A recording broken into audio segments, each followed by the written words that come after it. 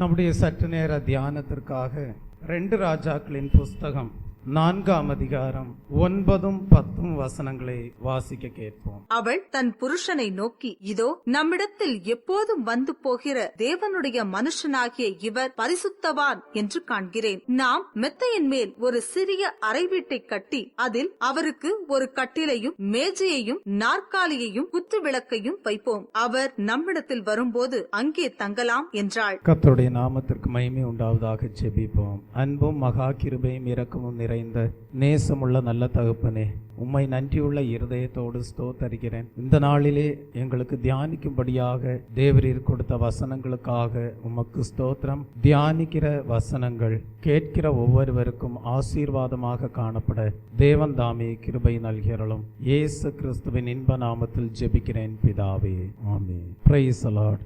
கர்த்தருடைய நாமத்திற்கு மகிமை உண்டாவதாக. அவள் தன் புருஷனை நோக்கி, இதோ நம்மிடத்தில் எப்போதும் வந்து போகிற தேவனுடைய மனுஷனாகிய இவர் பரிசுத்தவான் என்று காண்கிறேன். நாம் மெத்தையின் மேல் ஒரு சிறிய அறை வீட்டை கட்டி அதில் அவருக்கு ஒரு கட்டிலையும் மேஜையையும் நாற்காலியையும் குத்து விளக்கையும் வைப்போம். அவர் நம்மிடத்தில் வரும்போது அங்கே தங்கலாம் என்றாள். கர்த்தருடைய நாமத்திற்கு மகிமை உண்டாவதாக.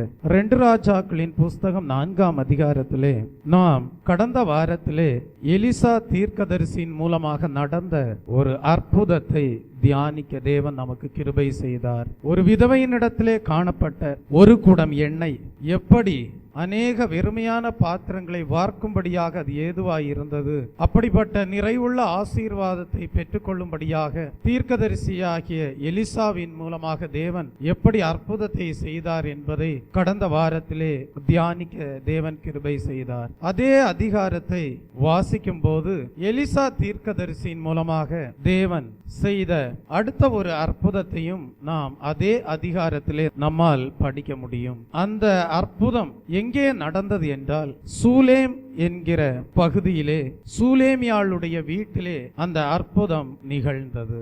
ஆகவே நாம் இன்றைக்கு வாசிக்க கேட்ட வசனமும் கூட சூலேமியாள் என்கிற ஸ்திரீ தன் புருஷனிடத்திலே சொன்ன சில காரியங்களை குறித்து தான் நாம் வாசிக்க கேட்டோம். Praise the Lord. இந்த சூலேமியாளுக்கு ஒரு குறை காணப்பட்டது. அந்த குறையை அறிந்து கொண்ட எலிசா தீர்க்கதரிசி சூலேமியாள் தன்னுடைய ஊழியத்திற்கு செய்த நன்மைகளுக்கு நற்கிரியைகளுக்கு ஏற்ற பிரகாரமாக நற்கிரியைகளை செய்த சூலேமியாளுடைய குடும்ப வாழ்க்கையிலே உண்டாயிருந்த குறையை அறிந்து அதை நிவர்த்தி செய்யும்படியாக பிள்ளை பாக்கியம் இல்லாமல் இருந்த சூலேமியாளுக்கு ஒரு குழந்தை பிறக்கும்படியான ஆசீர்வாதத்தின் ஊழியத்தை சூலேமியாளுடைய வீட்டிலே செய்து நிறைவேற்றுவதை நம்மால் அறிந்து கொள்ள முடியும். Praise the Lord. நாம் வாசிக்க கேட்ட இந்த வசனத்திலே சூலேமியாள் எலிசாவுக்கு செய்து கொடுத்த உபகாரங்களை குறித்து நாம் இங்கே படிக்கிறோம். எலியாவுக்கு பின் இரட்டிப்பான வல்லமையோடு ஊழியம் செய்து வந்த எலிசாவின் ஜீவியத்தில் தேவன் எலிசாவோடு கூட இருக்கிறார் என்பதை அவனிடம் இருந்த சில விசேஷமான சுபாவங்கள் மூலமாக நம்மால் அறிந்து கொள்ள முடிகிறது. சூலேமியாள் ஒரு வசதியுள்ள ஸ்திரீயாக காணப்பட்டாள். எலிசா சூனேமுக்கு செல்லுகிற வேளைகளிலெல்லாம் சூனேமியாளுடைய வீட்டிலே உணவருந்துவது வழக்கமாக காணப்பட்டது. அப்போது இந்த எலிசா தீர்க்கதரிசியினுடைய பேச்சும் இந்த எலிசா தீர்க்கதரிசியினுடைய நடக்கையும் ஊழியமும் இவைகள் எல்லாவற்றையும் யார் கவனித்தது என்றால் சூலேமியாள் கவனித்தாள். அவள் தன்னுடைய புருஷனை பார்த்து சொல்லுகிறாள், இதோ நம்மிடத்தில் எப்போதும் வந்து போகிற தேவ மனுஷன் இவர் ஒரு பரிசுத்தவான் என்று காண்கிறேன். ஆகவே அவருக்கு சில சகாயங்களை நாம் செய்து கொடுக்கலாம் என்று சொல்லுவதை நாம் படிக்கிறோம். அப்படியாக அவள் தன்னுடைய புருஷனை பார்த்து முதலாவது தேவ ஊழியக்காரனாகிய பரிசுத்தவானாகிய எலிசாவுக்கு செய்து கொடுக்க வேண்டும் என்று சொன்ன உபகாரம் என்ன என்பதை நாம் படிக்கும் போது அந்த வசனத்திலே நாம் படிக்கிறோம். அவள் முதலாவது என்ன செய்கிறாள் என்றால், நாம் மெத்தையின் மேல் ஒரு சிறிய அறை வீட்டை கட்டி கொடுக்கலாம் என்று சொல்வதை பார்க்கிறோம். ஸ்தோத்திரம். பொதுவாகவே ஒரு நல்ல ஒரு பரிசுத்தவானாக ஒரு தேவனுடைய ஊழியக்காரன் ஒரு குடும்பத்தாருக்கு எலிசாவுக்கு ஊழியத்தை செய்யும் போது அந்த குடும்பத்தார் என்ன செய்கிறார்கள் என்றால், அந்த தேவ ஊழியக்காரனுக்கு சகல வித நற்கிரியைகளையும் செய்வது வழக்கமான ஒன்று. அதே போல்தான் எழுத்தின் பிரகாரமாக சூனேமியாள் தன்னுடைய வீட்டில் எலிசா தீர்க்கதரிசி செய்த ஊழியத்தின் அனுபவத்தை உணர்ந்து சில நற்கிரியைகளை செய்கிறாள். எழுத்தின்படியாக அவள் என்ன செய்கிறாள்? எலிசா தீர்க்கதரிசிக்கு உபகாரமாக அவன் தன்னுடைய வீட்டிற்கு வரும்போது சுகமாய் தங்கி இருக்கும்படியாக மெத்தையின் மேல் ஒரு சிறிய அறை வீட்டை கட்டி கொடுக்கும்படியாக பிரயாசப்படுவதை பார்க்கிறோம். அது நிறைவேறும்படியாக தன்னுடைய புருஷனிடத்தில் சென்று, நம்மிடத்தில் வந்து போகிற எலிசா தீர்க்கதரிசி ஆகிய பரிசுத்தவானுக்கு நம்முடைய வீட்டின் மெத்தையின் மேல் ஒரு சிறிய அறை வீட்டை கட்டி கொடுப்போம் என்று சொல்வதை பார்க்கிறோம். இந்த காலை வேளையிலே தெய்வ பிள்ளையே, நாம் எழுத்தின்படியாக சூனேமியாள்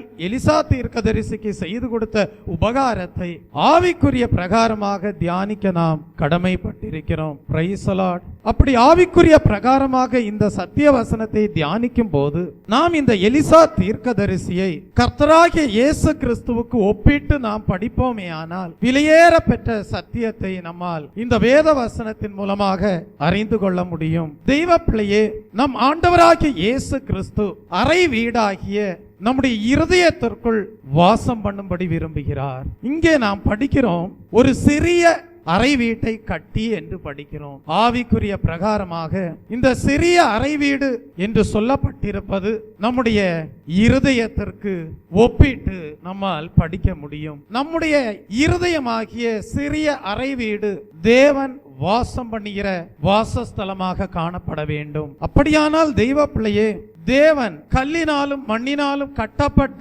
ஒரு கட்டடத்தில் அல்ல, தேவன் நம்முடைய இருதயமாகிய சிறிய அறைக்குள் வாசம் பண்ணும்படி விரும்புகிறார். தெய்வ பிள்ளையே, மோசேயோடு தேவன் பேசினார், நான் வாசம் பண்ணும்படி ஒரு வாசஸ்தலத்தை எனக்காக உண்டு பண்ணுவாயாக என்று பேசினார். பழைய ஏற்பாட்டின் காலத்திலே அவர்கள் எழுத்தின்படி ஒரு வாசஸ்தலத்தை உண்டாக்கினார்கள். ஆனால் புதிய ஏற்பாட்டின் காலத்திலே ஜீவித்து வருகிற நாம் தேவனுக்கென்று தேவன் வாசம் பண்ணும்படியாக எப்படிப்பட்ட வாசஸ்தலத்தை உண்டாக்க வேண்டும் என்பதை குறித்து தியானிக்கும் போது வெண்மையான சுத்தமான இருதயத்திலே தான் தேவன் வாசம் பண்ணுகிறார். தெய்வ பிள்ளையே, அப்படியானால் நாம் நம்முடைய இருதயத்தை எப்படிப்பட்ட சுத்திகரிப்போடு பாதுகாத்தால் தேவன் அதற்குள்ளாக வாசம் பண்ண முடியும் என்பதை நாம் தியானித்து அதற்கேற்ற விதத்திலே நம்முடைய சிறிய அறையாகிய இருதயத்தை நாம் ஆயத்தப்படுத்த வேண்டும்.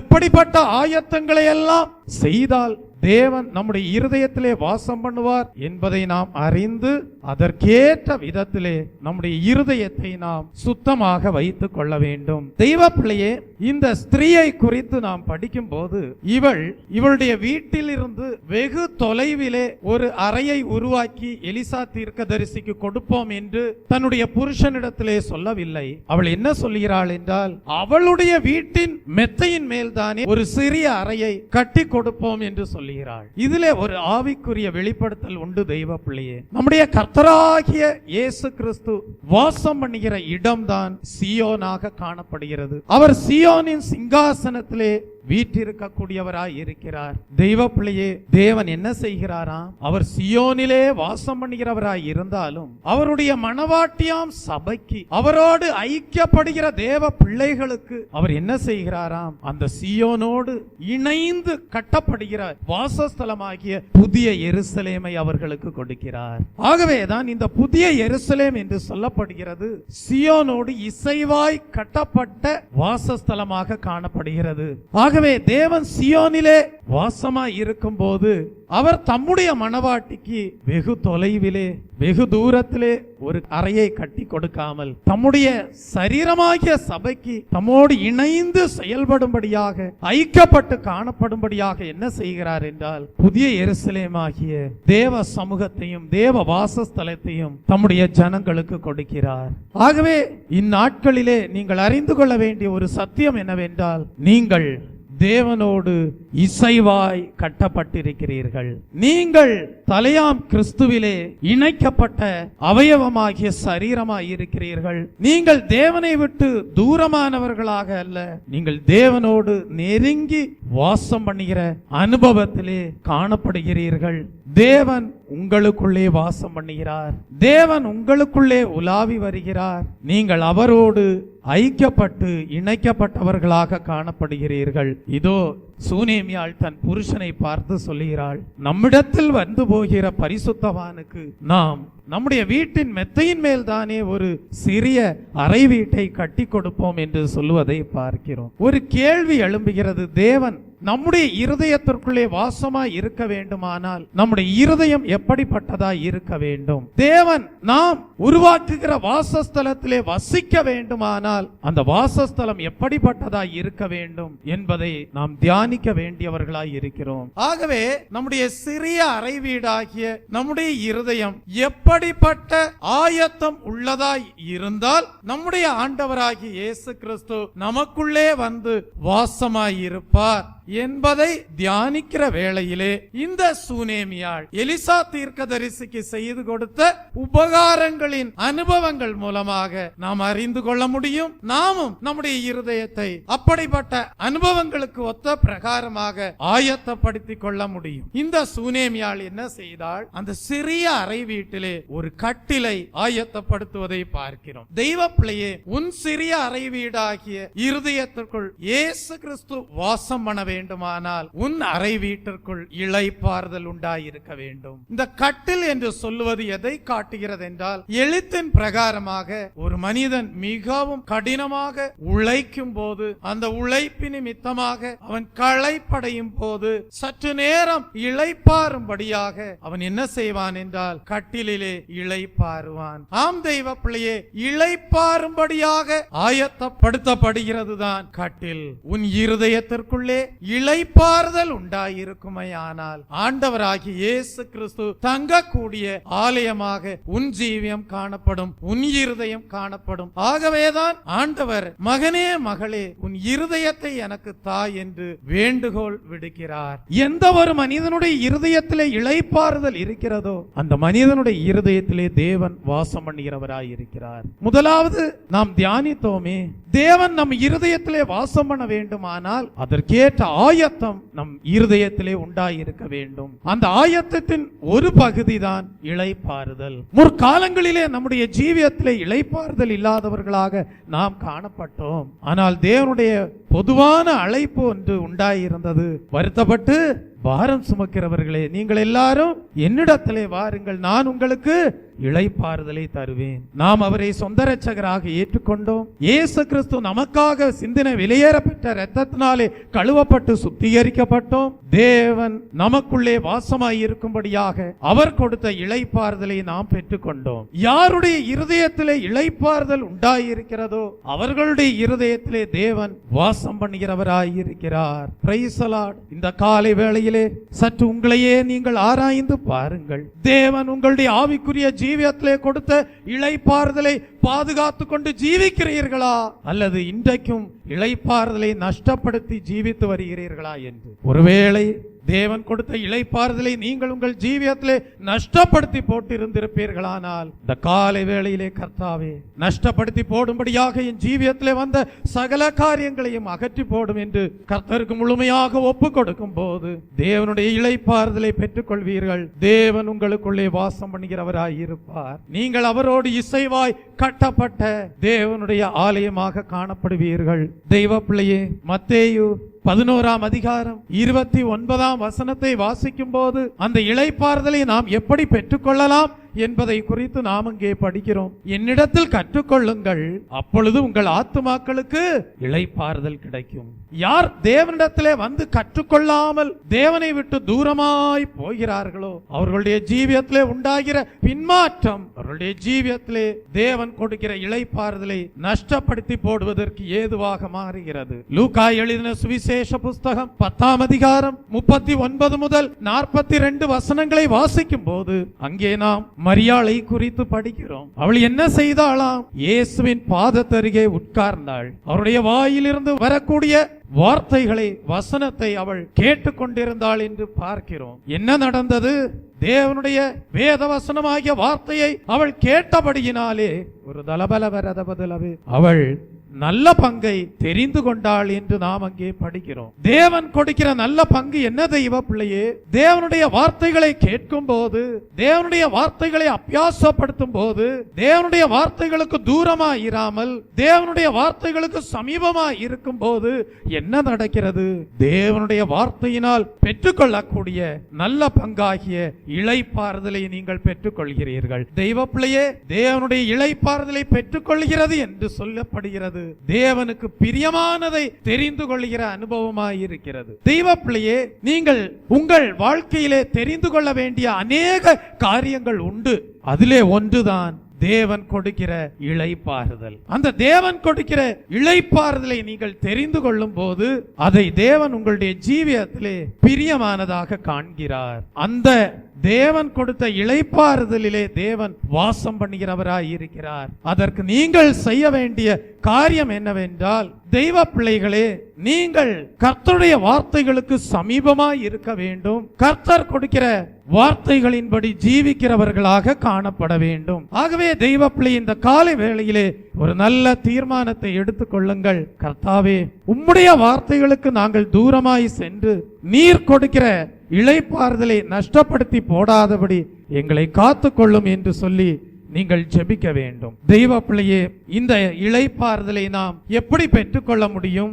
யாத்ராகமம் எழுதின புஸ்தகம் 33ஆம் அதிகாரம் 14ஆம் வசனத்தை படிக்கும் போது அங்கே மோசேயோடு கர்த்தர் பேசின போது என்ன சொன்னார்? என் சமூகம் உனக்கு முன்பாக செல்லும், நான் உனக்கு இளைப்பாறுதல் தருவேன் என்று அவரோடு பேசுவதை பார்க்கிறோம். அன்றைக்கு மோசேயோடு பேசின தேவன் இன்றைக்கு நம்மோடும் இடைப்பட்டு கொண்டிருக்கிறார். தேவன் நம்மோடு என்ன பேசுகிறார்? மகனே, மகளே, என்னுடைய சமூகத்தை நீ பாதுகாத்துக்கொள். என்னுடைய சமூகத்தை நீ பாதுகாத்துக் கொள்வாயானால் உன்னுடைய ஜீவியத்திலே இளைப்பாறுதல் உண்டாயிருக்கும். அந்த இளைப்பாறுதல் உள்ள உன்னுடைய ஜீவியத்திலே நான் வாசம் பண்ணுவேன் என்று சொல்லுகிறார். தெய்வ பிள்ளையே, பழைய ஏற்பாட்டின் காலத்திலே நாம் கிதியோனை பற்றி படிக்கிறோம். கிதியோன் தேவனுடைய சமூகத்தை அனுபவித்தவர்களில் ஒருவனாக காணப்பட்டான். இந்த கிதியோனை பற்றி 3 காரியங்களை நாம் நியாயாதிபதிகளின் புஸ்தகம் 6ஆம் அதிகாரம் 12 முதல் 14 வசனங்களிலே நம்மால் படிக்க முடியும். 15ஆம் வசனத்திலே நாம் படிக்கிறோம், மனாசேயில்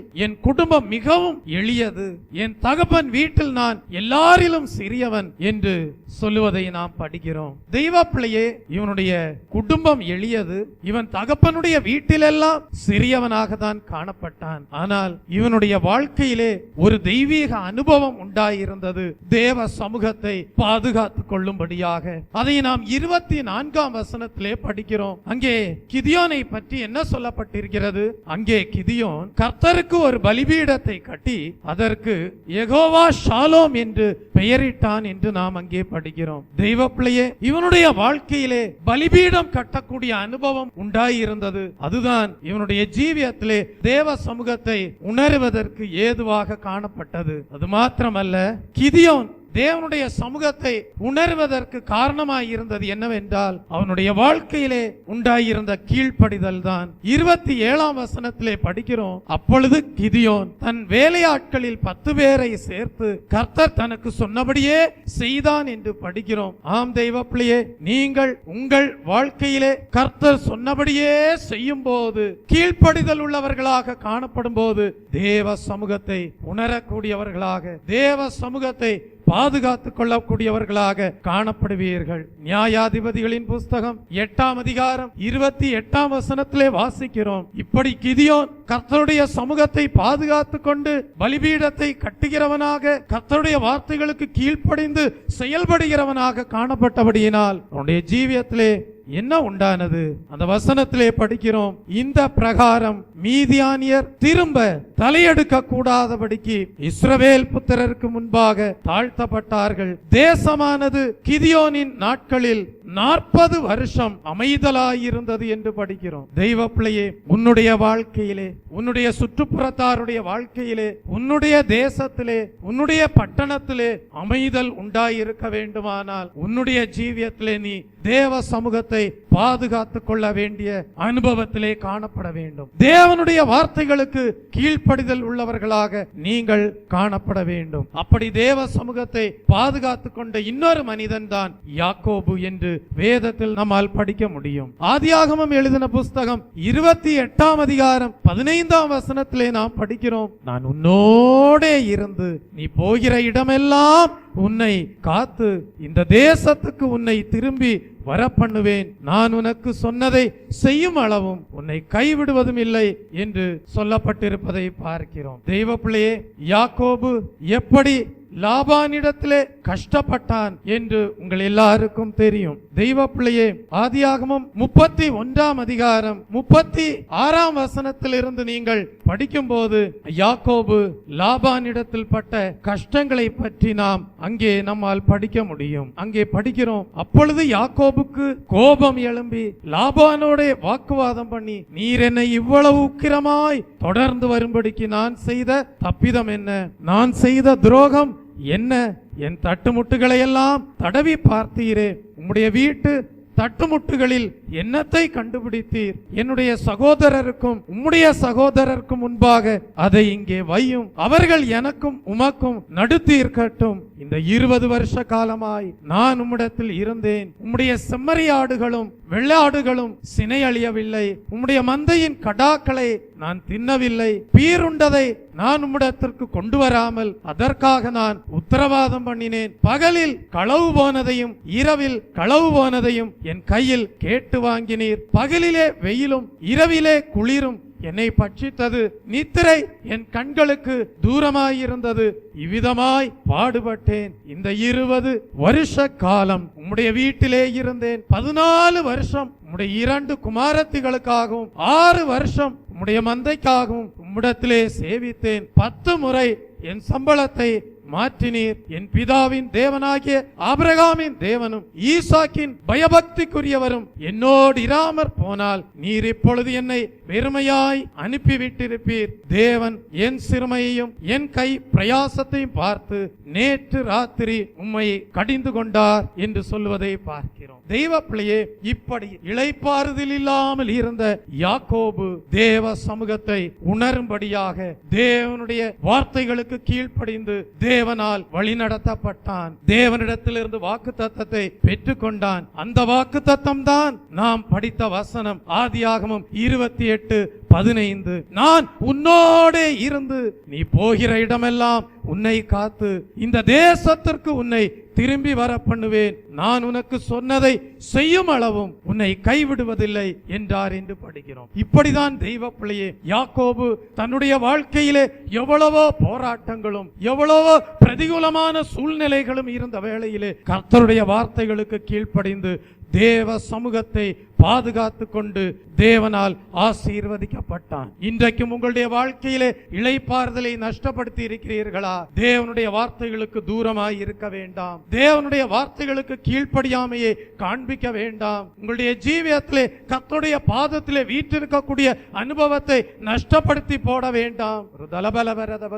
தேவன் உங்களுக்கு நல்ல பங்காகிய அவருடைய இளைப்பாறுதலை வைத்திருக்கிறார். தெய்வ பிள்ளையே, தேவனுடைய இளைப்பாறுதலை நாம் எப்படி பெற்றுக்கொள்ள முடியும்? Praise the Lord. தெய்வ பிள்ளையே, எரேமியா தீர்க்கதரிசியின் புஸ்தகம் 6ஆம் அதிகாரம் 16ஆம் வசனத்தை நாம் படிக்கும் போது, வழிகளிலே நின்று பூர்வ பாதைகள் எவை என்று கேட்டு விசாரித்து நல்ல வழி எங்கே என்று பார்த்து அதிலே நடவுங்கள், அப்பொழுது உங்கள் ஆத்துமாவுக்கு இளைப்பாறுதல் கிடைக்கும் என்று நாம் அங்கே படிக்கிறோம். தேவன் கொடுக்கிற இளைப்பாறுதலை நீங்கள் பெற்றுக்கொள்ள வேண்டுமானால், பாதுகாத்துக் கொள்ள வேண்டுமானால் நீங்கள் என்ன செய்ய வேண்டும் என்றால், நல்ல வழி எங்கே என்று என்ன செய்ய வேண்டுமான் முதலாவது பார்க்க வேண்டும், பின்பு அந்த நல்ல வழியிலே நடக்க வேண்டும். வேதம் சொல்லுகிறது, அப்படி நடக்கும் போது உங்கள் ஆத்துமாவுக்கு என்ன கிடைக்கும்? இளைப்பாறுதல் கிடைக்கும். இந்த காலை வேளையிலே தெய்வ ஜனமே, நீங்கள் தேவ சமூகத்திலே கூட்டி சேர்க்கப்பட்டதற்கு ஒரு காரணம் என்னவென்றால் தேவனுடைய நல்ல பங்காகி இளைப்பாறுதலை பெற்றுக்கொள்ள வேண்டும் என்பதற்காக தான். உன் அறை வீட்டில் இளைப்பாறுதல் இல்லை என்றால், உன் சிறிய அறை வீடாகிய இருதயத்திலே இளைப்பாறுதல் இல்லை என்றால் தேவன் உனக்குள்ளாக வாசம் பண்ண முடியாது. ஏசாயா தீர்க்கதரிசியின் புஸ்தகம் 28ஆம் அதிகாரம் 11-12 வசனங்களை நாம் வாசிக்கும் போது அங்கே படிக்கிறோம், பரியாச உதடுகளினாலும் அந்நிய பாஷையினாலும் இந்த ஜனத்தோடு பேசுவார், இதுவே இளைத்தவனை இளைப்பாற பண்ணத்தக்க இளைப்பாறுதல் என்று படிக்கிறோம். தெய்வ பிள்ளையே, தேவன் பரியாச உதடுகளினாலும் அந்நிய பாஷையினாலும் தம்முடைய ஜனத்தோடு பேசுகிறார். அந்த தேவனுடைய வார்த்தையை பெற்றுக்கொள்ளும் போது இளைத்திருக்கிற எந்த ஒரு மனிதனுடைய ஜீவியத்திலேயும் தேவனுடைய இளைப்பாறுதல் பிரவேசிக்கிறது. அங்கே தேவன் அவர்களோடு வாசம் பண்ணுகிறார். 1 கொரிந்தியரின் புஸ்தகம் 14ஆம் அதிகாரம் 2ஆம் வசனத்திலே படிக்கிறோம், ஏனெனில் அந்நிய பாஷையில் பேசுகிறவன் ஆவியினாலே ரகசியங்களை பேசினாலும் அவன் பேசுகிறதை ஒருவனும் அறியாதிருக்கிறபடியினாலே அவன் மனுஷரிடத்தில் பேசாமல் தேவனிடத்தில் பேசுகிறான். அப்படி தெய்வ பிள்ளையே, நீங்கள் அந்நிய பாஷையோடு அபிஷேகத்தில் நிறைந்து தேவனோடு உறவாடும் போது, தேவனோடு உள்ள உறவை பலப்படுத்தும் போது உங்களுடைய ஆத்துமாவிலே ஒரு பெரிய இளைப்பாறுதல் உண்டாயிருக்கும். தெய்வ பிள்ளையே, 2 நாளாகமும் எழுதின புஸ்தகம் 14ஆம் அதிகாரம் 7ஆம் வசனத்தை நீங்கள் படிக்கும் போது, நம்முடைய தேவனாகிய கர்த்தரை தேடின போது சுற்றிலும் நமக்கு இளைப்பாறுதலை கட்டளையிட்டார் என்று படிக்கிறோம். தெய்வ பிள்ளையே, கர்த்தரை தேடுவதின் ஒரு ரகசியம் என்னவென்றால் உங்களுடைய ஜீவியத்திலே இளைப்பாறுதல் உண்டாயிருக்கும்படியாக தான். ஏசாயா தீர்க்கதரிசியின் புஸ்தகம் 40ஆம் அதிகாரம் 31ஆம் வசனத்திலே சொல்லப்பட்டிருக்கிறதின்படி, கர்த்தருக்காக காத்திருக்கிறவர்களோ புதுபலன் அடைந்து கழுகளைப் போல சட்டைகளை அடித்து அவர்கள் என்ன செய்கிறார்கள்? எழும்புகிறார்கள். அவர்கள் ஓடினாலும் இளைப்படைவதில்லை, அவர்கள் நடந்தாலும் சோர்ந்து போவதில்லை. ஆம் தெய்வ பிள்ளையே, இப்படிப்பட்ட ஒரு தெய்வீக பலன் தேவன் கொடுக்கிற இளைப்பாறுதலிலே காணப்படுகிறது. அந்த இளைப்பாறுதலை நீங்கள் பாதுகாத்து ஜீவிக்கும் போது உங்கள் சிறிய அறையாகிய இருதயத்திலே தேவன் வாசம் பண்ணுவார். ஆகவே இவ்வளவு காலமும் தேவன் கொடுக்கிற இளைப்பாறுதல் எவ்வளவு விலையேற பெற்ற பொக்கிஷம், அது நல்ல பங்கு என்பதை ஒருவேளை நீங்கள் அறிந்திராமல் ஜீவித்திருந்திருக்கலாம். ஆனால் தேவன் இந்த காலை வேளையிலே உங்களோடு இடைபடுகிறார். தேவன் கொடுக்கிற இளைப்பாறுதல் நல்ல பங்காக காணப்படுகிறது. தேவன் கொடுக்கிற இளைப்பாறுதல் ஒரு பெரிய விலையேற பெற்ற பொக்கிஷமாக காணப்படுகிறது. தேவன் உங்கள் வாழ்க்கையிலே கொடுக்கிற இளைப்பாறுதலை நஷ்டப்படுத்தி போட வேண்டாம். அவருடைய சமூகத்தை பாதுகாத்துக் கொள்ளுங்கள், அவருடைய அபிஷேகத்தை பாதுகாத்துக் கொள்ளுங்கள், அவருடைய வார்த்தைகளுக்கு கீழ்ப்படியுங்கள். ஒரு தலபலவரதபதுலவே தெய்வ பிள்ளையே, கர்த்தருக்காக காத்திருங்கள், புதுபலன் அடையுங்கள், கழுகளைப் போல சட்டைகளை அடியுங்கள். தேவன் கொடுக்கிற இளைப்பாறுதலிலே தேவன் உங்கள் இருதயத்திலே வாசம் பண்ணுகிறவராக காணப்படுகிறார். Praise the Lord. இரண்டாவது, இந்த சூனேமியாள் என்ன செய்து கொடுத்தாள் எலிசா தீர்க்கதரிசிக்கு என்று பார்க்கும் போது, அவள் ஒரு சிறிய அறை வீட்டை கட்டி அதில் அவருக்கு ஒரு கட்டிலையும் பின்பு ஒரு மேஜையையும் அவள் என்ன செய்கிறாள் என்றால் ஆயத்தப்படுத்தி கொடுப்பதை பார்க்கிறோம். இரண்டாவது, ஒரு மேஜையை என்ன செய்கிறாள் என்றால் அறை வீட்டிலே ஆயத்தப்படுத்தி கொடுப்பதை பார்க்கிறோம். தெய்வ பிள்ளையே, தேவன் உங்களுக்குள்ளே வாசம் பண்ண வேண்டுமானால் உங்கள் அறை வீடாகிய இருதயத்திற்குள்ளே மேஜையாகிய ஆவிக்குரிய அனுபவம் உண்டாயிருக்க வேண்டும். இந்த மேஜையை நாம் எதனோடு ஒப்பிடலாம் என்றால், தெய்வ பிள்ளையே, யாத்ராகமம் எழுதின புஸ்தகம் 25ஆம் அதிகாரம் 23 முதல் 30ஆம் வசனம் வரைக்கும் படிக்கும் போது நாம் அங்கே தெய்வ பிள்ளையே இந்த மேஜையினால் உண்டாயிருக்கக்கூடிய சில ஆவிக்குரிய அனுபவங்களை அறிந்து கொள்ள முடியும். Praise the Lord. தேவன் தாம் வாசம் பண்ணும்படியாக ஒரு வாசஸ்தலத்தை உருவாக்கும்படியாக மோசேயிடத்திலே எடுத்துரைத்தார். அப்படி எடுத்துரைத்ததின்படியே அவர்கள் ஒரு வாசஸ்தலத்தை உண்டாக்கினார்கள். அந்த ஆசரிப்பு கூடாரத்தை நீங்கள் படிக்கும் போது அந்த ஆசரிப்பு கூடாரத்தின் பரிசுத்த ஸ்தலத்திலே என்ன காணப்படுகிறது என்றால், சமூக தப்ப அப்ப மேஜை காணப்படுகிறதாக நாம் அங்கே படிக்கிறோம். தெய்வ பிள்ளையே, இந்த சமூகத்து அப்ப மேஜை எதை காட்டுகிறது என்றால், புதிய ஏற்பாட்டு சபைக்கு ஏற்ற வேளையிலே ஆவிக்குரிய பிரகாரமாக ஆகாரம் கொடுத்து பராமரிப்பதற்காக கிறிஸ்துவினால் சபையிலே ஏற்படுத்தப்பட்டிருக்கிற ஊழியத்தை தான் காட்டுகிறது. தெய்வ பிள்ளையே, தாவீது ராஜாவும் கூட சொல்லுகிறான், சங்கீதம் 23 சங்கீதம் 5 வசனத்திலே, சத்துருக்களுக்கு முன்பாக நீர் எனக்கு ஒரு பந்தியை ஆயத்தப்படுத்தி என்று சொன்னபோது கர்த்தரிடத்திலிருந்து தான் பெற்றுக்கொண்ட தன்னுடைய ஆவிக்குரிய ஆசீர்வாதங்களை தான் அவன் வெளிப்படுத்தக்கூடியவனாக காணப்பட்டான். தெய்வ பிள்ளையே, இந்த மேஜைக்கு 4 கால்கள் காணப்படுகிறது. எசேக்கியேல் தீர்க்கதரிசியின் புஸ்தகம் 1 அதிகாரம் 10 வசனத்திற்கு வரும்போது, தெய்வ பிள்ளையே, இந்த 4 கால்களை நாம் எதனோடு ஒப்பிட்டு படிக்க முடியும் என்றால், 4 முகங்களையும் 4 சுவிசேஷங்களினால் தேவன் வெளிப்படுத்துகிற 4 திவ்ய சுபாவங்களையும் காட்டக்கூடியதாக காணப்படுகிறது. Praise the Lord. தெய்வ பிள்ளையே, முதலாவது தேவன் வெளிப்படுத்துகிற தெய்வீக சுபாவம் எதன் அடிப்படையிலே காணப்படுகிறது என்றால், விசுவாசத்தின் மூலமாக காணப்படுகிறது.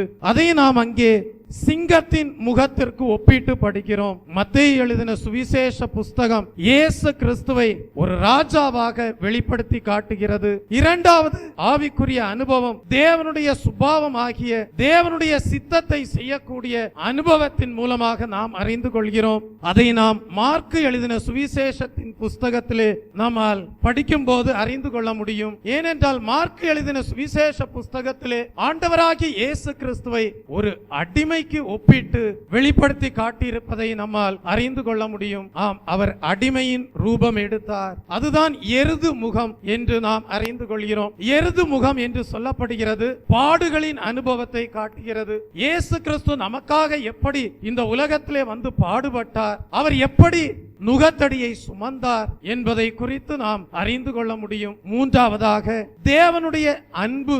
லூக்காய் எழுதின சுவிசேஷ புஸ்தகத்திலே தேவன் மனுஷகுமாரனாக தம்மை வெளிப்படுத்தி தேவ அன்பை எப்படி ஜனங்களுக்குள்ளே அதை வெளிப்படுத்தினார் என்பதை நாம் அறிந்து கொள்ள முடிகிறது. அதை நாம் மனித முகத்தோடு ஒப்பிட்டு நம்மால் அறிந்து கொள்ள முடியும். நான்காவதாக தெய்வ பிள்ளையே, பரிசுத்தத்தை தேவனுடைய திவ்ய சுபாவமாக நாம் யோவானுக்கு எழுதின சுவிசேஷ புஸ்தகத்தின் மூலமாக அறிந்து கொள்கிறோம். அதை நாம் உன்னத ஜீவியத்திற்கு ஒப்பிட்டு தேவன் நம்முடைய ஜீவியத்திலே நிறைவேற்றுகிற பரிசுத்த ஜீவியத்திற்கு நாம் ஒப்பிட்டு படிக்க முடியும். அதை கழுகு முகத்தோடு நம்மால் ஒப்பிட்டு படிக்க முடியும். இப்படியாக தெய்வ பிள்ளையே, ஆசரிப்பு கூடாரத்திலே காணப்படுகிற மேஜை, அந்த மேஜைக்கு உண்டாயிருக்கக்கூடிய 4 கால்களை தேவனுடைய திவ்ய சுபாவமாகிய 4 சுபாவங்கள், விசுவாசம், தேவனுடைய சித்தம், தேவனுடைய அன்பு, தேவனுடைய பரிசுத்தமாக அவருடைய 4 சுவிசேஷ புஸ்தகங்களிலிருந்து நாம் நம்முடைய ஜீவியத்திலே அபியாசப்படுத்திக் கொள்கிறோம். மேஜை தெய்வ பிள்ளையே, தேவன் நமக்கு கொடுக்கிற நன்மையை காட்டுகிறது. அந்த நன்மையை நாம் எப்படி பெற்றுக் கொள்கிறோம்? தேவாலயத்தின் நன்மையாக பெற்றுக் கொள்கிறோம். தேவன் நமக்கு கொடுக்கிற நன்மை பரிசுத்த ஸ்தலத்திலே நாம் எப்படி பெற்றுக் கொள்கிறோம் என்றால், தேவனுடைய ஆலயத்தின் நன்மையாக பெற்றுக் கொள்கிறோம். ஆகவேதான் ஒரு வசனம் உண்டு, நீர் உம்முடைய பரிசுத்த ஸ்தலத்திலே தெரிந்து கொள்ளும்படியாக சேர்த்துக் கொள்ளப்படுகிறவன் பாக்கியவான். அவனை தேவன் என்ன செய்கிறாராம்? அவருடைய ஆலயத்தின் நன்மையினால் திருப்தி ஆக்குகிறார் என்று படிக்கிறோம். ஆம் தெய்வ பிள்ளையே, பரிசுத்த ஸ்தலத்திலே ஒரு மேஜை உண்டாயிருக்கிறது. பரிசுத்த ஸ்தலத்திலே தேவனால் ஏற்படுத்தப்பட்ட ஒரு ஊழியம் உண்டாயிருக்கிறது. அந்த ஊழியம் என்ன செய்கிறது? தேவ சபையிலே காணப்படுகிற ஒவ்வொருவரையும் விசுவாசத்திலே பூர்ணப்படுத்துகிறது. தேவ சித்தம் செய்வதிலே பூர்ணப்படுத்துகிறது. தேவ அன்பிலே பூர்ணப்படுத்துகிறது. பரிசுத்தத்திலே பூர்ணப்படுத்துகிறது. இப்படி தேவன் 4 திவ்ய சுபாவமாகிய கிறிஸ்துவின் சுபாவத்திலே பரிபூர்ணப்படுத்தி தெய்வ பிள்ளையே, இந்த ஊழியத்தின் மூலமாக இப்படிப்பட்ட தேவாலயத்தின் நன்மையை பெற்றுக்கொள்ள செய்கிறார். ஸ்தோத்திரம். ஆகவே நீங்கள் தேவனுடைய சமூகத்திலே காணப்பட்டு விசுவாசத்திலே பூர்ணமடையவில்லை என்றால், பரிசுத்தத்திலே பூர்ணமடையவில்லை என்றால், தேவ அன்பிலே பூர்ணமடையவில்லை என்றால், தேவ சித்தம் செய்வதிலே பூர்ணப்படவில்லை என்றால், அந்த தேவனுடைய மேஜையிலிருந்து பெற்றுக்கொள்ளக்கூடிய நன்மையை பரிபூர்ணமாக பெற்றுக்கொள்ளாத அனுபவத்திலே தான் காணப்படுகிறீர்கள் என்பதை தேவாவியானவர் இந்த கால வேளையிலே வெளிப்படுத்துகிறார். ஆகவே தெய்வ ஜனமே, தேவ சமூகத்திலே தேவனுடைய மேஜையை காணும் போது கிறிஸ்துவையும் கிறிஸ்துவின் தெய்வீக சுபாவங்களையும் நீங்கள் அறிந்து கொண்டு அதை உங்களுடைய ஜீவியத்திலே எல்லா சூழ்நிலைகளிலேயும் வெளிப்படுத்த வேண்டியவர்களாக காணப்படுகிறீர்கள். இந்த மேஜையின் மீது என்ன காணப்படுகிறது என்றால், பழைய ஏற்பாட்டின் காலத்திலே ஆசரிப்பு கூடாரத்தை பற்றி படிக்கும் போது இந்த மேஜையின் மீது என்ன காணப்படுகிறது? சமூக தப்பம் காணப்படுகிறது. எத்தனை அப்பங்கள் காணப்பட்டது என்றால் 12 அப்பங்கள் மேஜையின் மீது காணப்பட்டது. ஒவ்வொரு அப்பமும் ஒரு மரக்காலில் 10 பங்காகிய மெல்லிய மாவினால் செய்யப்பட்டது என்று நாம் அங்கே படிக்கிறோம். நீங்கள் யாத்திராகமம் 25ஆம் அதிகாரம் 23 முதல் 30 வசனங்களை நீங்கள் வேத புஸ்தகத்திலே எடுத்து வைத்துக் கொள்ளுங்கள். அங்கே நாம் படிக்கிறோம், அந்த மேஜையின் மீது சமூக தப்பம் காணப்படுகிறது. அந்த சமூக தப்பங்கள் 12 அப்பங்கள் மேஜையின் மீது காணப்படுகிறது. ஒவ்வொரு அப்பமும் ஒரு மரக்காலில் 10 பங்காகிய மெல்லிய மாவினால் செய்யப்பட்டது என்று படிக்கிறோம். அவைகள் ஒரு வரிசையில் 6 அப்பங்களாக 2 வரிசைகளிலே வைக்கப்பட்டிருந்தன என்று நாம் படிக்கிறோம். Praise the Lord. லேவியராகமம் எழுதின புஸ்தகம் 24ஆம் அதிகாரம் 6ஆம் வசனத்திற்கு வரும்போது அவைகளை கர்த்தருடைய சந்நிதியில் பரிசுத்தமான மேஜையின் மேல் 2 அடுக்காக ஒவ்வொரு அடுக்கில் அவ்வாறு அப்பம் இருக்கும்படியாக வைக்கப்பட்டிருந்தது என்று நாம் படிக்கிறோம். தெய்வ பிள்ளையே, 12 என்று சொல்லப்படுகிறது எதை காட்டுகிறது என்றால் அப்போஸ்தலர்களின் லெக்கத்தை காட்டுகிறது. அப்படியானால் இந்த 12 அப்பங்கள் 2 வரிசைகளிலே அடுக்கி வைக்கப்பட்டிருக்கிறது. இது எதை காட்டுகிறது என்றால் அப்போஸ்தலர்களுடைய கரத்திலே தேவன் ஒப்புவித்திருக்கிற ஊழியத்தை காட்டுகிறது. அவர்கள் என்ன செய்கிறார்கள்? அப்போஸ்தலர்களுடைய உபதேசத்திலும் அந்யோன்யத்திலும் அப்பம் பிட்குதலிலும் ஜெபம் பண்ணுதலிலும் சபையை உறுதியாயிருக்க கூடிய ஊழியத்தை அவர்கள் செய்கிறார்கள். Praise the Lord. தெய்வ பிள்ளையே, அவர்கள் கர்த்தராகிய இயேசு கிறிஸ்துவின் வருகை நாளுக்கு சபையார் ஆயத்தப்படும்படியான மகிமையின் சுவிசேஷத்தை எடுத்துரைக்கிறார்கள். Praise the Lord. சபையை போஷிப்பிக்கும்படியாக வேத வசனத்தை கொண்டு சபையை போஷிப்பிக்கும்படியான ஊழியம் யாருடைய கரத்திலே கொடுக்கப்பட்டிருக்கிறது என்றால் அப்போஸ்தலருடைய கரத்திலே கொடுக்கப்பட்டிருக்கிறது. ஆகவேதான் அப்போஸ்தலர் எழுதின நடபடிகளின் புஸ்தகம் 6ஆம் அதிகாரம் 4ஆம் வசனத்திலே வாசிக்கிறோம், நாங்களோ ஜெபம் பண்ணுதலிலும் வேத வசனத்தை போதிக்கிற ஊழியத்திலும் இடைவிடாமல் தரித்திருப்போம் என்றார்கள் என்று அங்கே நாம் படிக்கிறோம். தெய்வ பிள்ளையே, அப்படியானால் அப்போஸ்தலர்களுடைய ஊழியம்தான் சபையில் இருக்கிற ஜனங்களை விசுவாசத்திலும் தேவ அன்பிலும் பரிசுத்தத்திலும் தேவ சித்தம் செய்வதிலும் பூர்ணப்படுத்துகிறது. அவர்களுக்கு தான் தேவன் அதற்கேற்ற வெளிப்படுத்தல்களை கொடுத்து ஜனங்களை கர்த்தருடைய வருகையின் நாளுக்கு ஆயத்தப்படுத்துகிறவராயிருக்கிறார். இங்கே நாம் படிக்கிறோம் 2 வரிசை என்று நாம் படிக்கிறோம். இந்த 2 என்று சொல்லப்படுகிறது எதை காட்டுகிறது என்றால் 2 என்கிற லெக்கம் சாட்சியை குறிக்கிறது. Praise the Lord. ஆதலால் 2 வரிசைகளாக வைக்கப்பட்டிருக்கிற அப்பங்கள் அது எதை வெளிப்படுத்துகிறது என்றால் தேவனுடைய ஊழியர்கள் போதிக்கும் போது அவர்கள் போதிக்கிற தூதிற்கு ஒத்த வண்ணம் அவர்களுடைய ஜீவியமும் சாட்சி உள்ளதாக காணப்பட வேண்டும். ஆகவே தேவனுடைய ஊழியக்காரன் போதிக்கிறவனாக மாத்திரமல்ல, அதற்கு ஒத்த வண்ணம் ஜீவிக்கிற ஒரு சாட்சி உடையவனாக காணப்பட வேண்டும். அப்படியானால் அவன் முதலாவது தேவனுடைய மேஜையாகிய கிறிஸ்துவினிடத்திலிருந்து பெற்றுக்கொள்ளக்கூடிய ஜீவனுள்ள தேவனுடைய வசனமாகிய மன்னாவை முதலாவது அவன் பெற்றுக்கொள்கிறான், அவன் புசிக்கிறான், சாட்சி உள்ள ஜீவியம் செய்கிறான். பின்பு தேவ சபையில் இருக்கக்கூடிய ஜனங்களுக்கு அதை கொடுத்து கிறிஸ்துவின் சாயலுக்கு ஒப்பாக, கிறிஸ்துவின் திவ்ய சுபாவங்களுக்கு ஒப்பாக சபையில் உள்ள ஒவ்வொருவரையும் தேறின புருஷர்களாக மாற்றுகிறான். அப்பொழுது சபை கர்த்தருடைய வருகை நாளுக்கு ஆயத்தப்படுகிறது. Praise the Lord. ஆகவேதான் 2 கொரிந்தியரின் புஸ்தகம் 4ஆம் அதிகாரம் 2ஆம் வசனத்திலே படிக்கிறோம், வெட்கமான அந்தரங்க காரியங்களை நாங்கள் வெறுத்து தந்திரமாய் நடவாமல் தேவ வசனத்தை புரட்டாமலும் சத்தியத்தை வெளிப்படுத்துகிறதுனாலே தேவனுக்கு முன்பாக எல்லா மனுஷருடைய மனசாட்சிக்கும் எங்களை உத்தமர் என்று விளங்க பண்ணுகிறோம் என்று சொல்லுவதை பார்க்கிறோம். தெய்வ பிள்ளையே, ஆகவேதான் நம்முடைய கிறிஸ்தவ ஜீவியமானது இந்த அப்போஸ்தலருடைய உபதேசத்தினாலே கட்டப்படும் போது வெட்கமான அந்தரங்க காரியங்கள் எல்லாம் வெறுக்கப்பட்டதாய் இருக்க வேண்டும். தேவனுடைய வசனத்தை சத்தியத்தை புரட்டாதபடி போதிக்கப்பட்டதான அனுபவத்திலே, வளர்க்கப்பட்ட அனுபவத்திலே காணப்பட வேண்டும். சத்தியத்தை தேவன் உங்களுக்கு வெளிப்படுத்தும் போது தேவனுக்கு முன்பாகவும் எல்லா மனுஷருக்கு முன்பாகவும் நல்ல மனசாட்சியோடு உங்களை நீங்கள் உத்தமர் என்று விளங்க பண்ண வேண்டும். ஒரு தலபலவரதபதிலவே அப்பொழுது உன்னிலே கழுகு முகம் வெளிப்படும், அப்பொழுது உன்னிலே மனுஷ முகம் வெளிப்படும், அப்பொழுது உன்னிலே எருது முகம் வெளிப்படும். தெய்வ பிள்ளையே, அப்பொழுது உன்னிலே சிங்க முகம் வெளிப்படும். இந்த 4 முகங்களும் தேவனுடைய திவ்ய சாயலாக உன்னிலே வெளிப்படும் போது உன்னிலே கிறிஸ்துவை காண்பார்கள். ஆகவேதான் ஒரு வேத வசனம் சொல்லுகிறது, தேறின எந்த ஒரு சீடனும், தேறின எந்த ஒரு மனுஷனும் என்னை போல் இருப்பான். தெய்வ பிள்ளையே, தேவனுடைய சமூகத்துக்கு வரும்போது, தேவனுடைய மேஜையை காணும் போது கிறிஸ்துவை காண வேண்டும். அந்த மேஜையின் மீதுள்ள 12 அப்பங்கள் 2 வரிசைகளாக அடுக்கி வைக்கப்பட்டிருக்கும் போது அப்போஸ்தலர்களுடைய உபதேசங்கள்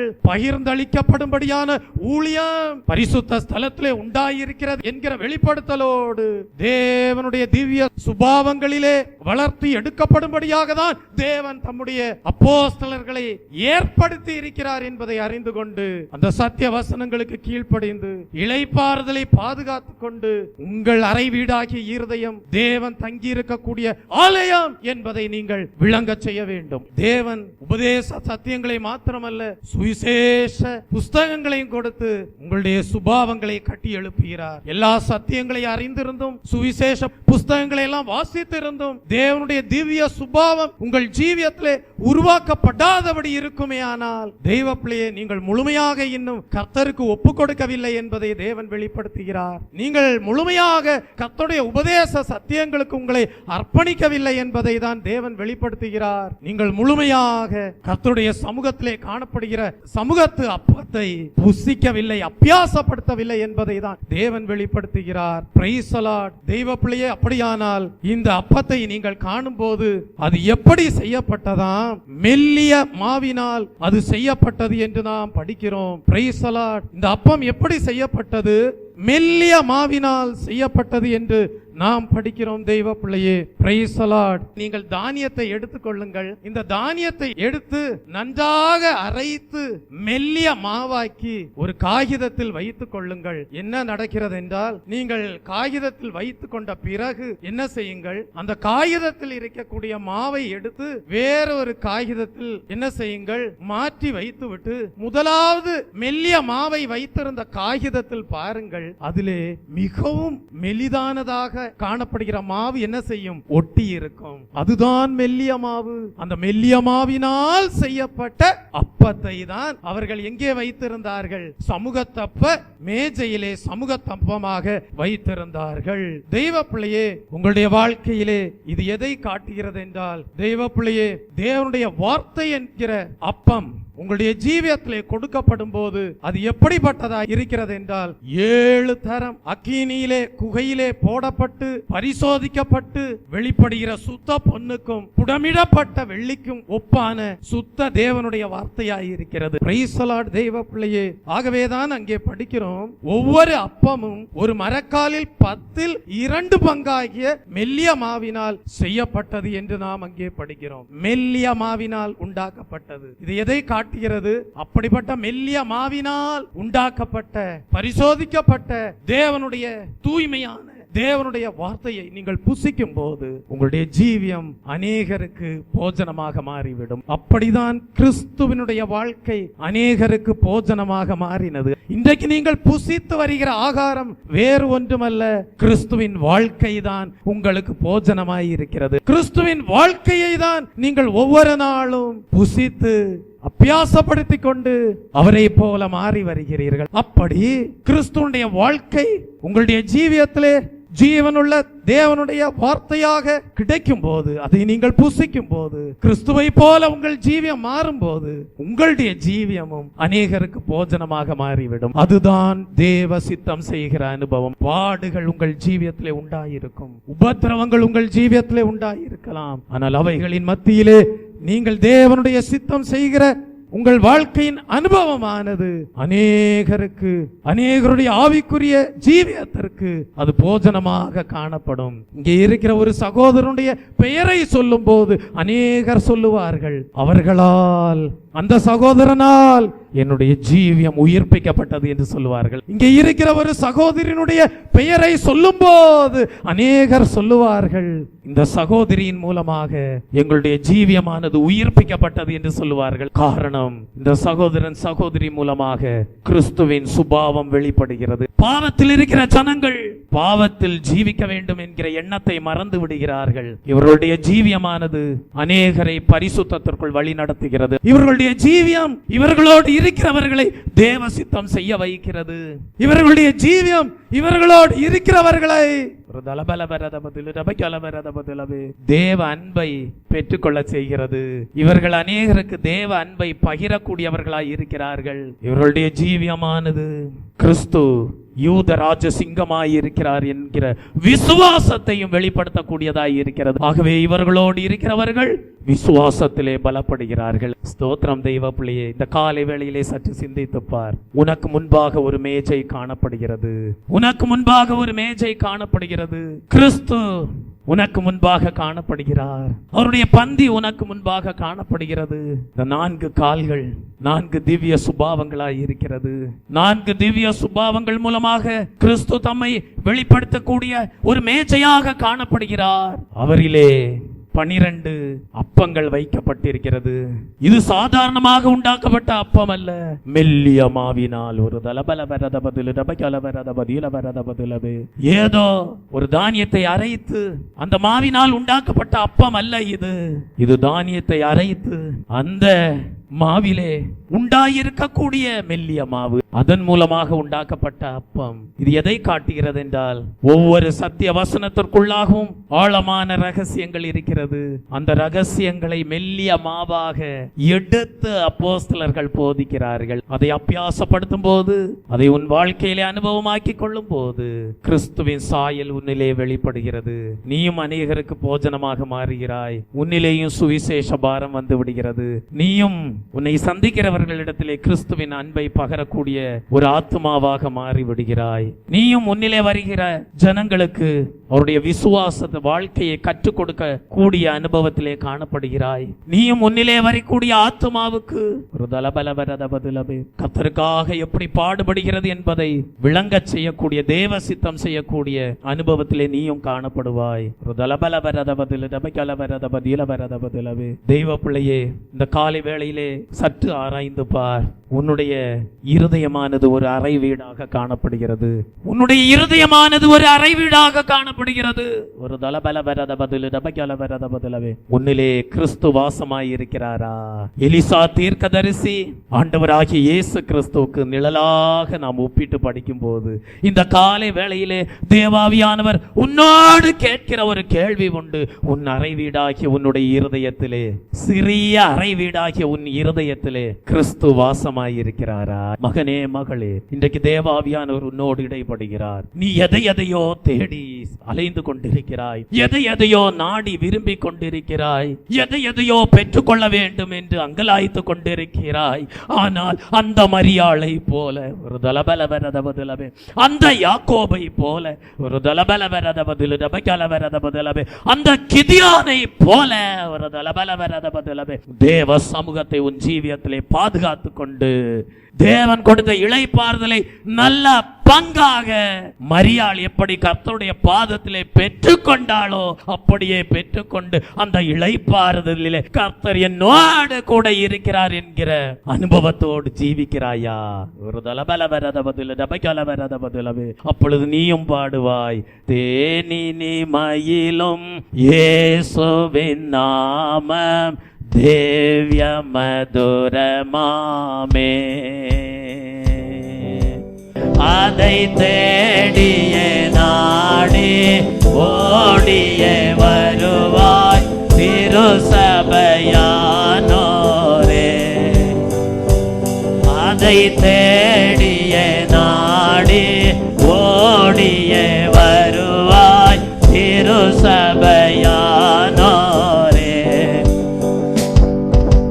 தேனினி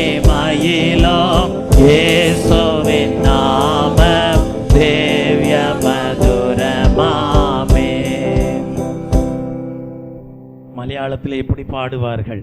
எந்த திசையமே தெய்வத்து ஸ்நேகம் எத்த மனோகரமே, எந்த திசையமே தெய்வத்து ஸ்நேகம் எத்த மனோகரமே, அது சிந்தையிலடங்கா சிந்து സമാനം സന്തതം കാണുന്നു ഞാൻ.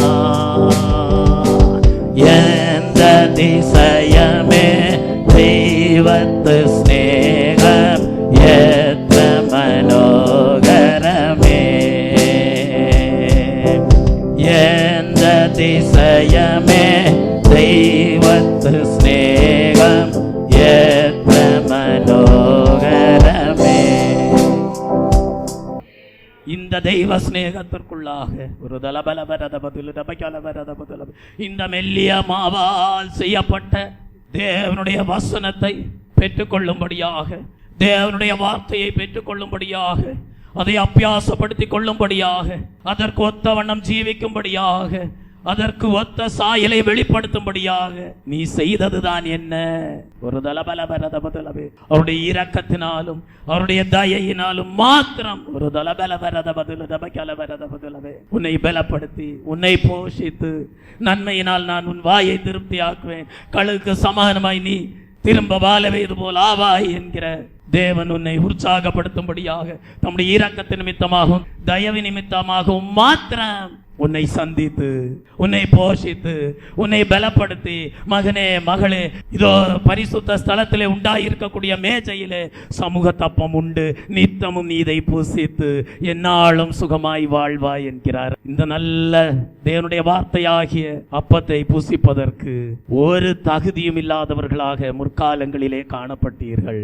தேவனோ இரக்கத்தின் நிமித்தமாகவும் தம்முடைய தயவினாலும் உங்களை சந்தித்து உங்களை போஷித்து பலமான ஆகாரத்தையும் கொடுத்து அவருடைய வருகையின் நாளுக்கு ஆயத்தப்படுத்துகிறார். வாசியுங்கள். ரோமருக்கு எழுதின புஸ்தகம் 1ஆம் அதிகாரம் 3ஆம் வசனத்தை வாசிக்கும் போது, நம்முடைய பிதாவாகிய தேவனாலும் கர்த்தராகிய இயேசு கிறிஸ்துவினாலும் உங்களுக்கு கிருபையும் சமாதானமும் உண்டாவதாக. உங்களை சந்தித்த தேவன் உங்களுக்கு இளைப்பாறுதலை கொடுக்கும்படியாக, உங்களை சந்தித்த தேவன் உங்களோடு தேவ சமூகம் காணப்படும்படியாக, உங்களை சந்தித்த தேவன் உங்களுக்குள்ளே வாசம் பண்ணும்படியாக அவர் எப்படி காணப்பட்டார்? கிருபை உள்ளவராகவும் சமாதானம் உள்ளவராகவும் காணப்பட்டார். இரக்கத்தினாலே உங்களுடைய ஜீவியத்திலே அவர் தம்முடைய சமாதானத்தை ஸ்தாபித்து, இனி நீ பிதாவாகிய தேவனோடு தூரமாக வாழ வேண்டியவன் அல்ல, இனி நீ பிதாவாகிய தேவனிலிருந்து தூரமாக வாழ வேண்டியவள் அல்ல என்பதை விளங்கச் செய்யும்படியாக ஒரு தலபலவரதபதலவே உனக்கு அவர் வாசம் பண்ணும்படியான, அவர் வாசம் பண்ணுகிற சீயோன் ஆகிய ஒரு தலபலவரதபதலவே வாசஸ்தலத்தின் அருகேதானே ஒரு தலபலவரதபதலவே உன்னையும் ஐக்கியப்படுத்தி உன்னை அவருடைய மனவாட்டியாக, உன்னை அவருடைய தலையாகிய கிறிஸ்துவிலே அவயவமாக காணப்படும்படியாக செய்கிறார். Praise the Lord. நான் தாவீதினுடைய வாழ்க்கையிலே உண்டாயிருந்த ஒரே ஒரு காரியத்தை சொல்லி நான் இந்த காலை வேளையிலே முடிக்கிறேன். தூதை தாவீதினுடைய வாழ்க்கையிலே ஒரு முறை அவன் எப்படி இரக்கத்தையும் தயையையும் காண்பித்தான் என்பதை குறித்து 2 சாமுவேலின் புஸ்தகம் 9ஆம் அதிகாரம் 7ஆம் வசனத்திலே நாம் வாசிக்கிறோம். தெய்வ பிள்ளையே, தாவீது மேவிபோசேத்தை பார்த்து சொல்லுகிறான், நீ பயப்படாதே, உன் தகப்பனாகிய யோனத்தான் நிமித்தம் நான் நிச்சயமாய் உனக்கு தயை செய்து உன் தகப்பனாகிய சவுலின் நிலங்களை எல்லாம் உனக்கு திரும்ப கொடுப்பேன், நீ என் பந்தியில் நித்தம் அப்பம் புசிப்பாய் என்றான். ஒரு மலையாளத்திலே ஒரு பாட்டு உண்டு. எത്ര நல்லவன் என் இயேசு நாயகன், ஏது நேரத்தும் நடத்திடுന്നവൻ, எത്ര நல்லவன் என் இயேசு நாயகன், ஏது நேரத்தும் நடத்திடுന്നവൻ, எത്ര நல்லவன் என் இயேசு நாயகன், ஏது நேரத்தும் நடத்திடுന്നവൻ, எത്ര நல்லவன் என் இயேசு நாயகன், ஏது நேரத்தும் நடத்திடுന്നവൻ. எந்த வேளையானாலும் ஏது வேலையானாலும் எப்படிப்பட்ட சூழ்நிலையானாலும் உன்னை வழி நடத்த நல்லவராயிருக்கிறார். இந்த மேவிபோசேத்தை குறித்து படிக்கும் போது இவனுடைய ஜீவியம் எப்படி இருந்தது தெரியுமா? பலவித கஷ்டங்கள், பலவித வேதனைகள், பலவிதமான பாடுகள். தெய்வ பிள்ளையே, யாரும் உதவி செய்ய முடியாத நிலவரத்திலே தான் இந்த மேவிபோசேத் காணப்பட்டான். ஆனால் அந்த சூழ்நிலையிலே தான் கர்த்தருடைய தயை உண்டாகிறது. எத்தனையோ மனிதர்களுடைய வாழ்க்கையிலே யாரும் உதவி செய்ய முடியாத சூழ்நிலையிலே கர்த்தர் தயை காண்பித்து, கர்த்தர் இரக்கத்தை காண்பித்து, கர்த்தர் உதவி செய்ததை அவர்களால் சாட்சி பகர முடிந்திருக்கிறது. உன்னுடைய வாழ்க்கையிலேயும் நீ உன்னுடைய ஜீவியத்தை எண்ணிப்பார். யார் உன்னை காப்பாற்ற முடியும்? யார் உன்னை போஷிப்பிக்க முடியும்? யார் உனக்கு திருப்தியுள்ள வாழ்க்கையை கொடுக்க முடியும்? யார் உனக்கு இளைப்பாறுதலை கொடுக்க முடியும்? யார் உனக்கு சமாதானத்தை கொடுக்க முடியும் என்று நீ அங்கலாய்த்து கொண்டிருந்தாய் அல்லவோ? ஒரு தலபல வரத பதில் டபக்கல வரத பதிலவே. ஆனால் வாழ்நாள் முழுவதும் நீடித்த நாட்களால் திருப்தியாய் இருக்கும்படியாக என் சமூகத்தப்ப மேஜையிலிருந்து நீ நித்தமும் அப்பத்தை புசிப்பாய் என்கிற இரக்கமுள்ள வார்த்தை, தயவுள்ள வார்த்தை தேவனிடத்திலிருந்து வந்ததை எண்ணிப்பார். ஒரு தலபல வரத பதிலவே. எண்ணிப்பார் நீ பெற்ற பாக்கியத்தை. மேவிபோசேத் பலவிதமான கஷ்டங்கள், பிரயாசங்களின் நிமித்தமாக காணப்பட்டாலும் அவனோ என் பந்தியில் நித்தம் நீ அப்பத்தை புசிப்பாய் என்கிற ஒரு நல்ல வார்த்தையை பெற்றுக் கொள்வதற்கு பாத்திரவானாக காணப்பட்டான் என்றால், கர்த்தர் தமக்கென்று தெரிந்து கொண்டார் என்றால் நித்தமும் என் பந்தியிலே அப்பத்தை புசிப்பாய் என்று சொல்லி இருப்பாரே. ஆனால் தேவன் பாராட்டின கிருபைதான். அந்த தேவனுடைய இரக்கத்தை இழந்து போகாதே, அந்த தேவனுடைய தயையை இழந்து போகாதே, அந்த தேவனுடைய கிருபையை இழந்து போகாதே. தேவன் உனக்கு கொடுத்த நல்ல பங்கை நீ பெற்றிருக்கிறாய் என்றால் அதை பாதுகாத்து கொண்டு ஜீவிப்பாயாக. நீதிமானை அவர் ஒருபோதும் கைவிடுகிறதில்லை. தேவனோடு உண்மையாய் இருக்கிறவர்களை தேவன் ஒருபோதும் கைவிடுகிறதில்லை. தெய்வ பிள்ளையே, தேவன் உனக்கு தயை செய்யக்கூடியவராக காணப்படுகிறார். கண்களை மூடுவோம், ஜெபிப்போம். ஒரு தலபல வரத பதில் டபக்கல வரத பதில வரத பதிலவே. நாங்கள் எங்களுடைய ஜீவியத்திலே இளைப்பாறுதலை பாதுகாத்துக் கொள்ள வேண்டும் என்று நீர் எங்களோடு இடைப்பட்ட எல்லா நல்ல வார்த்தைகளுக்காக உமக்கு ஸ்தோத்திரம், ஸ்தோத்திரம், ஸ்தோத்திரம். மேவிபோசேத்தை போல பலவிதமான கஷ்டங்களும் பாடுகளும் உபத்திரவங்களும் வேதனைகளும் நிறைந்த ஜீவியமாக உன் வாழ்க்கையை காணப்படலாம். ஆனால் ஆண்டவர் நீ அவருக்கு உண்மையாய் இருக்க வேண்டும் என்று தீர்மானம் பண்ணி இருக்கிறபடியால், கர்த்தருக்கு உண்மையாய் இருக்க வேண்டும் என்கிற ஒரு நல்ல தீர்மானத்தோடு நீ காணப்படுகிறபடியினால் அவர் சொல்லுகிறார், நீ என்னோடு இருந்து நித்தமும் என் மேஜையிலிருந்து கிடைக்கக்கூடிய அப்பத்தை பூசிப்பா என்று சொல்லுகிறார். அவரை பூசிக்கிற அனுபவம், அவர் கொடுக்கிற ஜீவ தண்ணீரை பானம் பண்ணுகிற அனுபவம் இந்த உலகத்தாருக்கு கிடைக்காத அனுபவமாய் இருக்கிறது. ஆனால் உனக்கு அதை கொடுத்து அபியாசப்படுத்தி அதற்கேற்ற ஜீவியம் செய்து உன்னை மனவாட்டியாக மாற்றி உன்னோடு என்றைக்கும் வாசம் பண்ண விரும்புகிறார். உன் சிறிய அறை வீடாகிய இருதயம் தேவன் வசிக்கும் ஆலயமாய் இருக்கட்டும். அதற்காக இந்த நாளிலிருந்து உன் இருதயத்தை ஆயத்தப்படுத்திக்கொள். ஒரு ஆயத்தப்படுத்தும்படியாக இளைப்பாறுதலை பாதுகாத்துக் கொள்வாயாக. ஒரு ஆயத்தப்படுத்தும்படியாக அவருடைய அபிஷேகத்தை பெற்றுக் கொள்வாயாக. அவருடைய அபிஷேகத்தின்படி ஜீவிப்பாயாக. அவருடைய வார்த்தைகளுக்கு கீழ்ப்படிந்து ஜீவிப்பாயாக. அவருடைய சமூகத்தை பாதுகாத்துக் கொள்வாயாக. அவருடைய மேஜையிலிருந்து வரக்கூடிய சமூகத்தப்பத்தை புசித்து என்றைக்கும் பலசாலியாக காணப்பட கர்த்தர் உங்களுக்கும் கிருபை செய்வாராக. அல்லேலூயா. இளைப்பாறுதல் தரும் தேவா, களைத்தோரை தேற்றிடுமே. இளைப்பாறுதல் தரும் தேவா, களைத்தோரை தேற்றிடுமே. சிலுவை நிழல் எந்தெந்த சுகமாய் அங்கு தங்கிடுவே. சிலுவை நிழல் எந்தெந்த சுகமாய் அங்கு தங்கிடுவே. திருப்பாதம்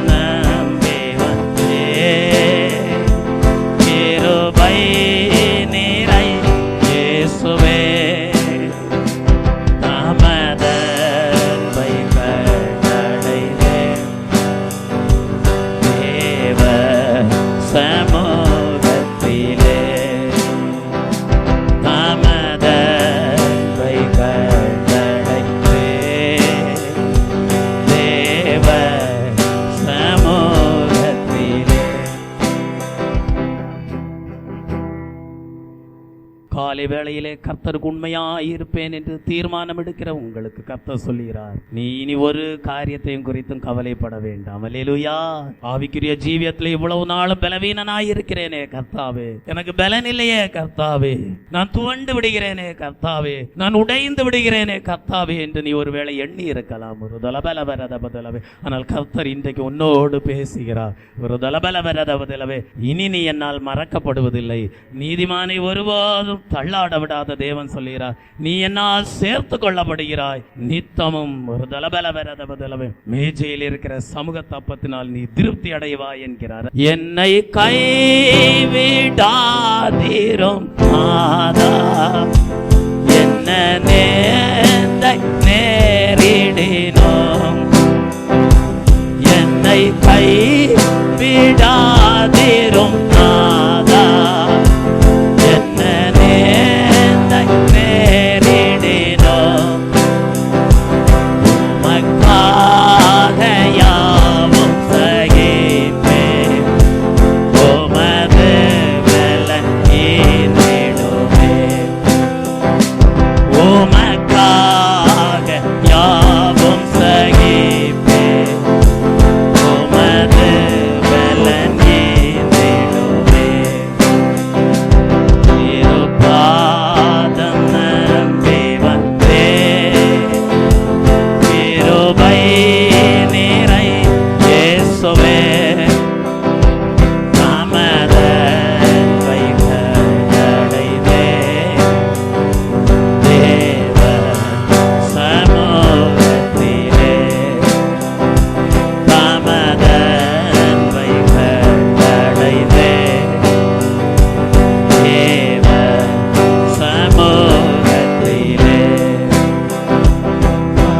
தள்ளின மூலை கல்லே, சியோன் மீதிலே, பல தள்ளின மூலை கல்லே, பரம சியோன் மீதிலே, பிரகாசிக்கும் அதை நோக்கி காத்திருப்பேன், பிரகாசிக்கும் அதை நோக்கி பதறாமலே காத்திருப்பேன், திருப்பாதம் நம்பி வந்தேன், நிறை இயேசுவே,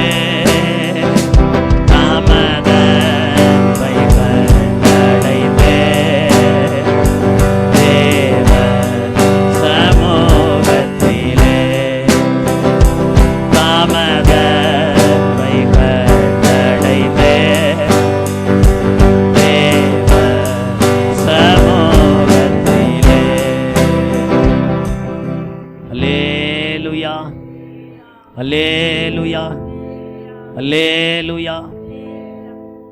சூனேமியாள் எலிசா தீர்க்கதரிசிக்கு ஒரு சிறிய அறை வீட்டை ஆயத்தம் பண்ணினாள். நீயும் இயேசு கிறிஸ்துவுக்காக உன் அறை வீடாகிய இருதயத்தை ஆயத்தப்படுத்தினால் அவர் உனக்குள்ளே வந்து வாசம் பண்ணுவார்.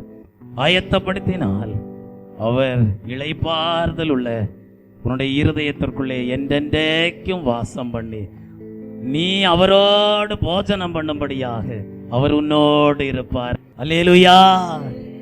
அவர் நல்லவர், அவர் வல்லவர், அவர் கிருபை என்று உள்ளது. அவர் நல்லவர், அவர் வல்லவர், அவர் கிருபை என்று உள்ளது. கிருபை என்று உள்ளது. அவர் கிருபை என்று உள்ளது.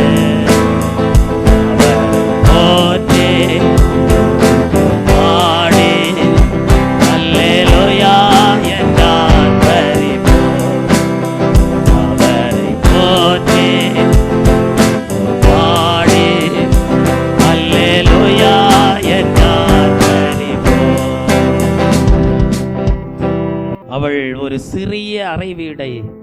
உருவாக்கும்படியாக பிரயாசப்பட்டது மாத்திரமல்ல, அந்த அறை வீட்டிலே ஒரு மேஜையையும் உண்டாக்கி வைத்தாள். உன்னுடைய இருதயமாகிய அறை வீட்டிலே இளைப்பாறுதல் இருக்குமே ஆனால், நீ உன் வாழ்க்கையிலே தேவ சமூகத்தை பாதுகாத்துக் கொள்வாயானால், உன்னுடைய இருதயமாகிய தேவனுடைய ஆலயத்திலே கிறிஸ்து காணப்படுவார். அவருடைய ஜீவியத்திலிருந்து வெளிப்படக்கூடிய விசுவாசம் உன் ஜீவியத்திலே உண்டாயிருக்கும். அவருடைய ஜீவியத்திலிருந்து வெளிப்படக்கூடிய தேவ அன்பு உன் ஜீவியத்திலே உண்டாயிருக்கும். அவருடைய ஜீவியத்திலிருந்து வெளிப்படக்கூடிய தேவ சித்தம் செய்கிற அனுபவங்கள் உன் வாழ்க்கையிலே உண்டாயிருக்கும். அவருடைய ஜீவியத்திலிருந்து வெளிப்படக்கூடிய பரிசுத்தம் உன் வாழ்க்கையிலே உண்டாயிருக்கும். அது மாத்திரமல்ல, உன்னிலே அப்போஸ்தலர்கள் மூலமாக வெளிப்படுத்தி தேவன் கொடுக்கிற சமூக தப்பங்களும் காணப்படும். நீ நித்தமும் அதை புசித்து திருப்தியோடு நீடித்த நாட்களாய் வாழ்வாய். மகிழ்வோம் மகிழ்வோம் தினமாக மகிழ்வோம், இயேசுராஜனம் சொந்தமாகினார். மகிழ்வோம் மகிழ்வோம் தினமாக மகிழ்வோம், இயேசுராஜனம் சொந்தமாகினார். இந்த பாதலத்தில் சொந்தக்காரரவர், எந்த நுள்ளத்தில் சொந்தமானார். இந்த பாதலத்தில் சொந்தக்காரரவர், எந்த நுள்ளத்தில் சொந்தமானார். சின்ன சிறு வயதில் என்னை பொறித்து விட்டார், தூரம் போயினும் கண்டு கொண்டார். சின்ன சிறு வயதில் என்னை பொறித்து விட்டார், தூரம் போயினும் கண்டு கொண்டார். தமது ஜீவனை எனக்கும் அளித்து ஜீவன் பெற்றுக் கொள்ள உரைத்தார். தமது ஜீவனை எனக்கும் அளித்து ஜீவன் பெற்றுக் கொள்ள உரைத்தார். ஆனந்தமே பரமானந்தமே, இது மாபெரும் பாக்கியமே. இந்த பாதலத்தில் சொந்தக்காரரவர், எந்த நுள்ளத்தில் சொந்தமானார். இந்த பாதலத்தில் சொந்தக்காரரவர், எந்த நுள்ளத்தில் சொந்தமானார். எந்த நுள்ளத்தில் சொந்தமானார். எந்த நுள்ளத்தில் சொந்தமானார்.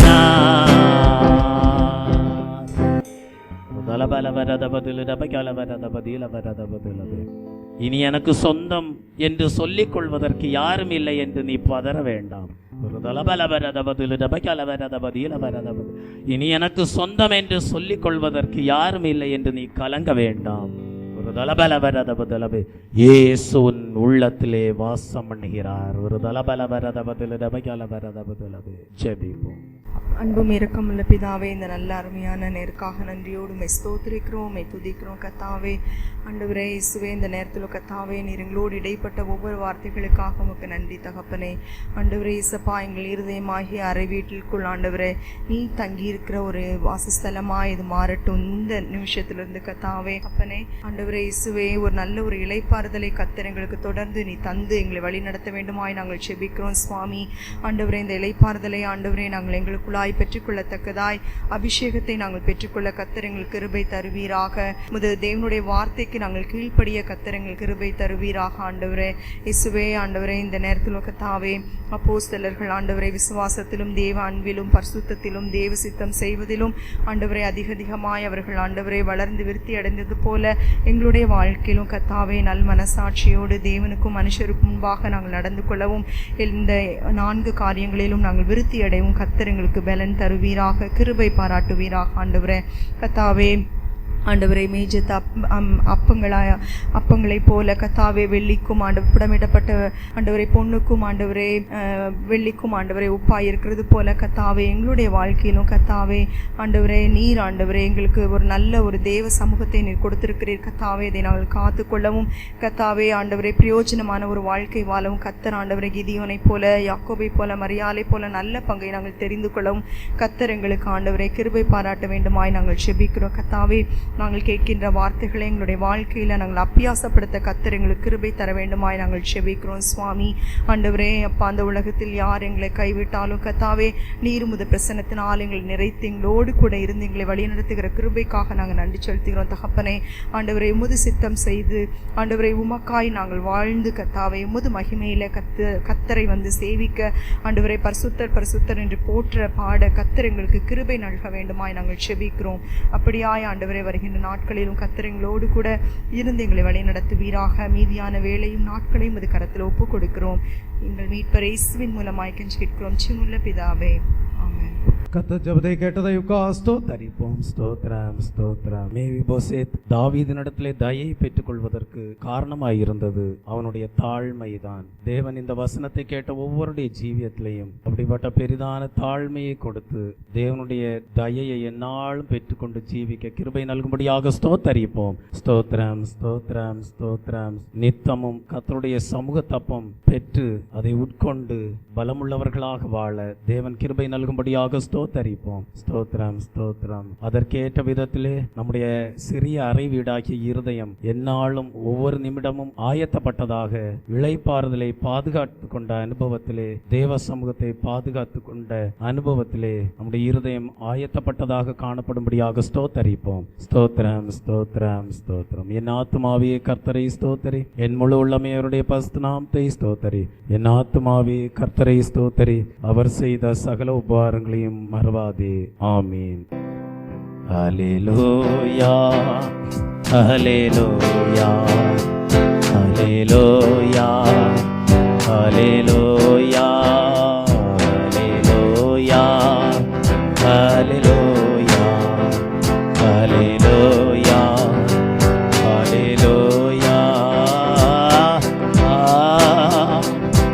ஹல்லேலூயா ஹல்லேலூயா